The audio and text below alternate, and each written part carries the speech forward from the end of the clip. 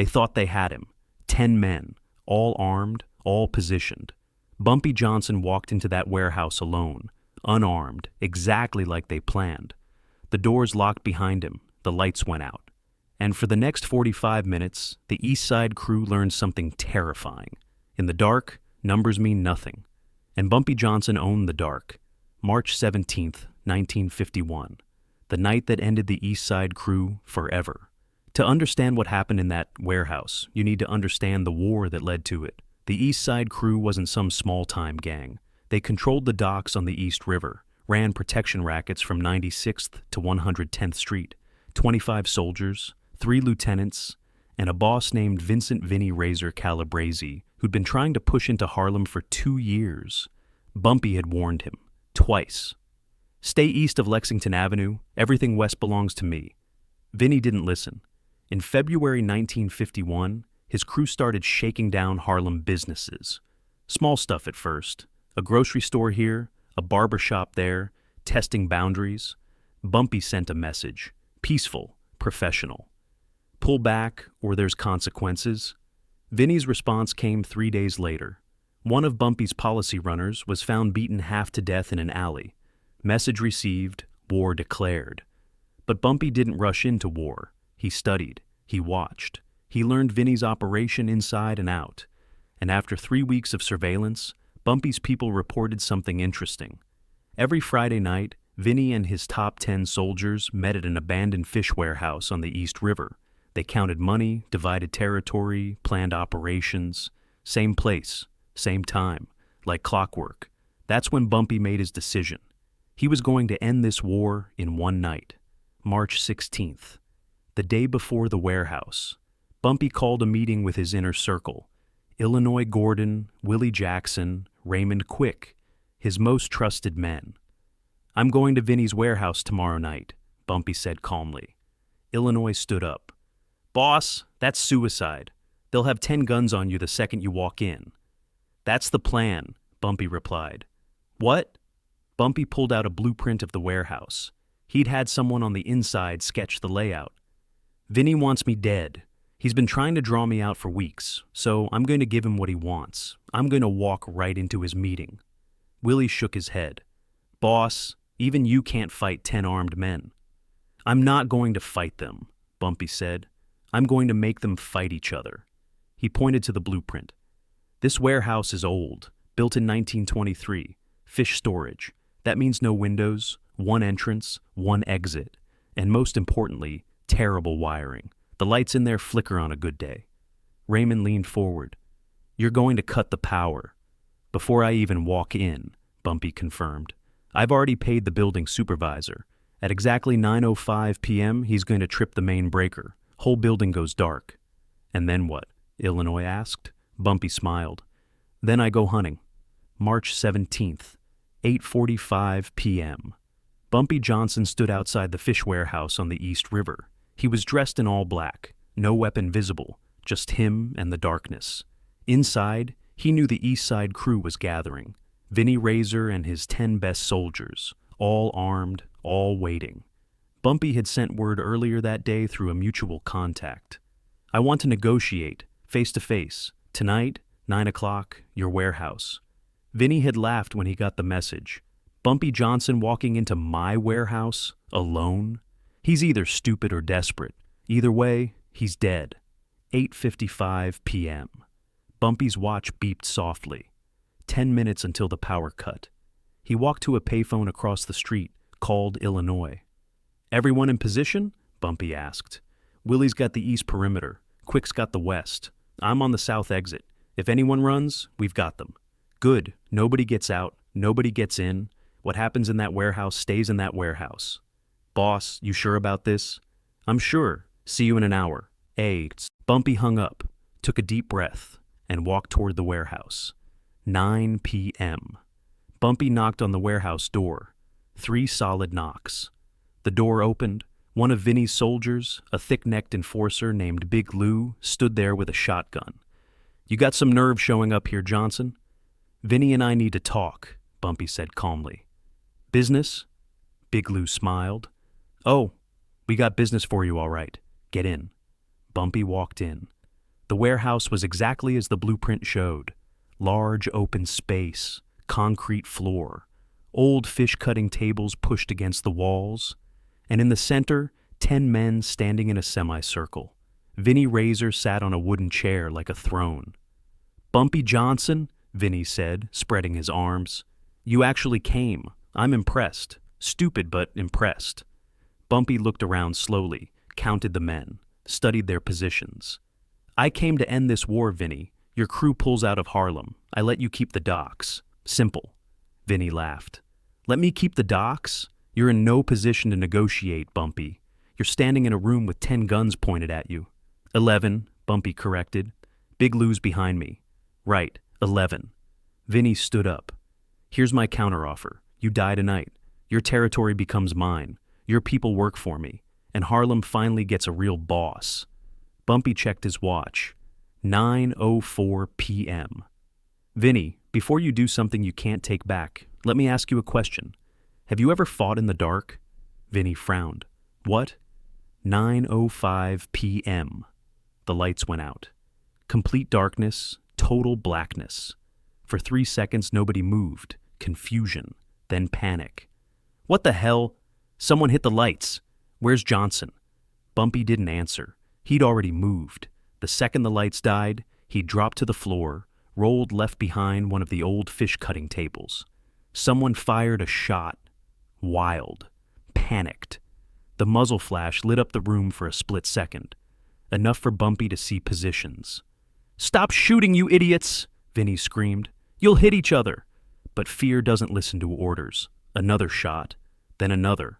Men firing at sounds, at shadows, at nothing. Bumpy stayed low, moved silently along the wall. He'd spent the last week studying this warehouse layout. He knew every table, every crate, every corner. These men didn't. He found what he was looking for, a metal pipe, old plumbing torn out during renovations, heavy, solid. One of Vinny's soldiers was breathing hard near the north wall. Bumpy could hear him, smell his fear. He crept closer, closer, then struck. One swing. The pipe connected with the side of the man's head. He dropped without a sound. "Marco? Marco, where are you?" Another voice. Close. "I'm here," Bumpy whispered, disguising his voice in the darkness. Footsteps approached. Bumpy waited, listened. The footsteps stopped 3 feet away. Swing. Another man down. "Someone's in here with us," Big Lou shouted. "I can hear him." "It's Johnson," Vinny screamed. "Find him! Kill him!" But how do you find a ghost in the dark? More shots, more panic. And in the chaos, Bumpy moved like smoke. He knew exactly where each man was by their voices, their breathing, their fear. He found a second pipe, threw it across the warehouse. It clanged against the far wall. 3 men fired at the sound. Their muzzle flashes revealed their positions. And more importantly, they revealed they were firing at each other. "Cease fire! Cease fire!" Vinny's voice was cracking now. "You're shooting each other." Bumpy picked up a piece of glass, threw it in another direction, more shots, more confusion. One man screamed, "Friendly fire." "We need to get out of here," someone yelled. "The door! Where's the door?" They scrambled toward where they thought the exit was, bodies colliding in the darkness, panic spreading like wildfire. Bumpy was already at the door. He'd locked it from the inside, pocketed the key. "It's locked!" Big Lou screamed, slamming against the door. "We're trapped! Break it down!" Vinny ordered. 3 men started throwing themselves against the door. Solid steel, wasn't moving. Bumpy circled around them, found another soldier crawling on the floor, trying to hide. 1 strike, down. "How many of us are left?" someone cried. "I don't know. I can't see anything." "Vinny, what do we do?" Vinny Razor, the man who'd terrorized the East River for 5 years, was silent. Because for the first time in his life, he was truly afraid. Bumpy's voice cut through the darkness, calm, cold. "Vinny, you wanted war. This is war." "Johnson, I'll pay you. Whatever you want. Just let us out."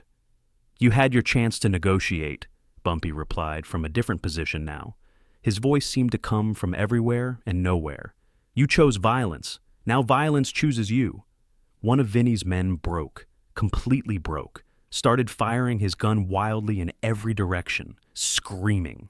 The muzzle flashes lit up the warehouse like a strobe light. In those brief flashes, the remaining soldiers saw bodies on the floor, saw each other's terrified faces, saw that Bumpy Johnson was a shadow moving between them. The gun clicked empty. Silence. Then Bumpy spoke again. 6 of you left. Drop your weapons, lie face down on the floor, and you might survive this.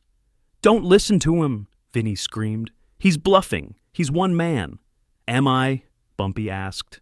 Are you sure I'm alone in here, or did I bring help? Can you see them in the dark, Vinny? Can you be sure? The psychological warfare was working. Men started whimpering, crying. One voice. I'm dropping my gun. I'm done. I surrender. Me too. I'm out. 3 men laid down their weapons, got on the ground. That left Vinny, Big Lou, and one loyal soldier named Frankie. You cowards! Vinny screamed at the men on the floor. Get up and fight! But they didn't move. Bumpy approached the 3 standing men. They could hear his footsteps now.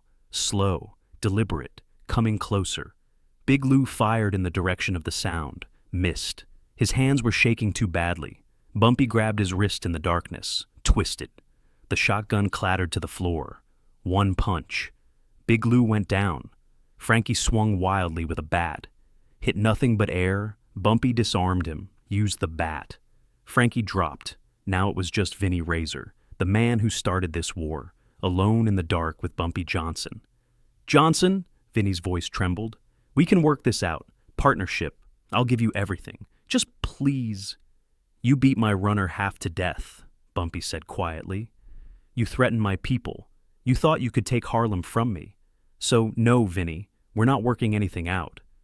What are you going to do? I'm going to teach you something. Fear isn't about numbers. Fear isn't about guns. Fear is about knowing that no matter where you run, no matter where you hide, I will find you, and there's nothing you can do to stop me. Silence. Then a sound, Vinny running, stumbling in the darkness, trying to find a way out that didn't exist. Bumpy didn't chase him, just waited. Listened to Vinny crash into walls, trip over bodies, cry out in frustration and terror. Finally, Vinny collapsed in the corner, broken, defeated. I give up, he sobbed. You win. Just turn on the lights, please. 9:47 p.m. 42 minutes since the lights went out. Bumpy walked to the main door, unlocked it, pushed it open. Light from the street lamp spilled into the warehouse. The scene was carnage, bodies everywhere, some unconscious, some groaning in pain, blood on the concrete, weapons scattered across the floor. And in the corner, Vinny Razor, the once feared boss of the Eastside Crew, curled up in a ball, shaking. Bumpy looked at the 3 men who'd surrendered. Get up, take your boss, get out of Harlem. If I ever see any of you again, there won't be warnings. There won't be negotiations. Understand? They nodded frantically. Go! They grabbed Vinny, dragged him out of the warehouse. The other survivors who could still walk followed, limping, broken. Bumpy stood in the doorway, watching them disappear into the night. Illinois ran up. Boss, you okay? Bumpy nodded. Call the cleanup crew. Make sure the ones who can't walk get to a hospital. Anonymous drop-off. What about Vinny? Vinny's done. He'll leave New York by morning, and if he's smart, he'll never come back. Willie and Raymond arrived. They looked at the warehouse, then at Bumpy. Not a scratch on him. Boss, Willie said quietly. What happened in there? Bumpy straightened his jacket.